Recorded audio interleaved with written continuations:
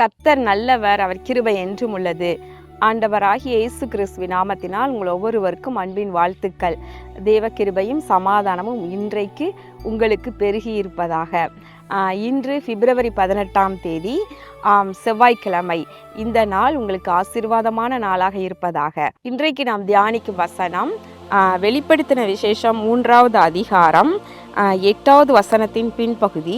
இதோ திறந்த வாசலை உனக்கு முன்பாக வைத்திருக்கிறேன், அதை ஒருவனும் பூட்ட மாட்டான். அருமையான வாக்குத்தத்த வசனம். திறந்த வாசலை உனக்கு முன்பாக வைத்திருக்கிறேன், அதை ஒருவனும் பூட்ட மாட்டான் என்று வசனம், இந்த வார்த்தை நமக்கு நேராக இன்றைக்கு வருகின்றது. பிரியமானவர்களை, விசேஷமாக நான் இங்கு இருந்து பேசுகிற இடம் என்ன என்றால், இது கலிலேயா கடற்கரை பகுதியில் கர்த்தருடைய கிருபையினாலே கடந்த நாட்களில் இங்கு வரும்படியாக ஆண்டவர் எங்களுக்கு கிருபை செய்தார். கலிலேயா கடல் என்பது என்ன என்றால், இந்த கலிலேயா கடல் பகுதியில் தான் இயேசு மகாராஜா இதை சுற்றியுள்ள ஊர்களில் கிராமங்களிலே அநேக ஊழியங்களை செய்தார் என்று பார்க்கின்றோம். இதற்கு அருகாமையில் தான் 5 அப்பம் 2 மீன் பங்கிட்ட இடம்.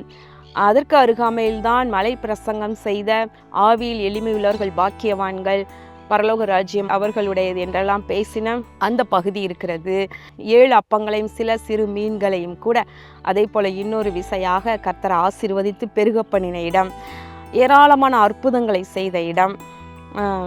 இந்த பகுதியில் பிசாசு பிடித்திருந்தவர்களை கர்த்தர் விடுவித்தார். ஏராளமானவர்களை, மகதலேனா மரியாளை கர்த்தர் சுகமாக்கினார்.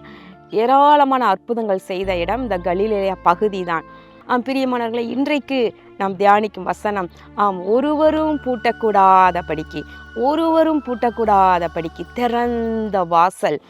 அதற்கு முந்தின வசனம் சொல்லுகிறது, தாவீதின் திறவுகோலை உடையவரும் ஒருவரும் பூட்டக்கூடாதபடிக்கு திறக்கிறவரும் ஒருவரும் திறக்கக்கூடாதபடிக்கு பூட்டுகிறவருமாகி இருக்கிறவர் சொல்லுகிறதாவது, உன் கிரியைகளை அறிந்திருக்கிறேன், உனக்கு கொஞ்சம் பலன் இருந்தும் நீ என் நாமத்தை மறுதலியாமல் என் வசனத்தை கை கொண்டபடியினாலே இதோ திறந்த வாசலை உனக்கு முன்பாக வைத்திருக்கிறேன்.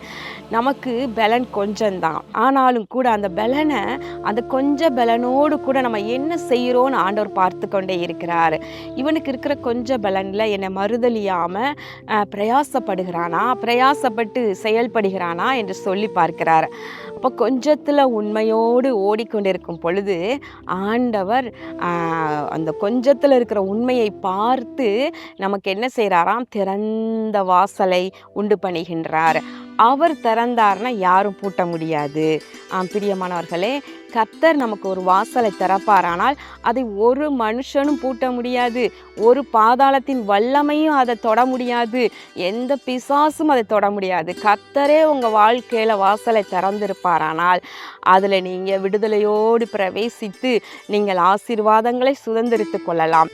இந்த நாளிலே கண்களை மூடி ஜெபம் பண்ணுவோமா? உங்கள் வாழ்க்கையிலும் கர்த்தர் ஒருவரும் பூட்ட முடியாதபடிக்கு வாசல்களை திறந்து வைப்பார். நீங்கள் கொஞ்சம் பலன் இருந்து கர்த்தரை மறுதலியாமல் அவரை பிரயாசப்பட்டு தேடுனீங்க, ஸ்தோத்திர பலிகளை சொன்னீங்க, சத்தியத்தின்படி வாழ நீங்கள் உங்களை அர்ப்பணிச்சிங்க இல்லையா? எனவே கர்த்தர் உங்களுக்கு இந்த நாளில் சொல்லுகிறார், திறந்த வாசலை உங்களுக்கு வைக்கிறேன் என்று சொல்லி. கண்களை மூடி ஜெபம் பண்ணுவோமா? எங்கள் அன்பின் பரலோக பிதாவே, இதோ இந்த நாளிலே நாங்கள் தியானித்த உடைய வார்த்தையின்படி நீர் உடைய பிள்ளைகளுடைய ஆண்டவரே கொஞ்சம் பலனையும் அறிந்திருக்கிறீர், அவர்களுடைய பிரயாசங்களையும் விசுவாசத்தையும் அறிந்திருக்கிறீர். எனவே நீர் இவர்களுக்கு திறந்த வாசலை கட்டளையிட்டு ஒருவரும் பூட்டக்கூடாதபடிக்கு நீர் ஆசீர்வதிப்பீராக. கர்த்தாவே, இயேசு நேசிக்கிறார் ஊழியத்தையும் நினைத்தருளும் ஆசீர்வதியும். இன்னும் அநேகருக்கு பிரயோஜனமாக இருக்க திறந்த வாசலை கட்டளையிடும். இயேசு கிறிஸ்துவின் நாமத்தினாலே வேண்டிக் கொள்ளுகிறேன் நல்ல பிதாவே, ஆமேன். கர்த்தர் உங்களை ஆசீர்வதிப்பாராக. ஆமேன்.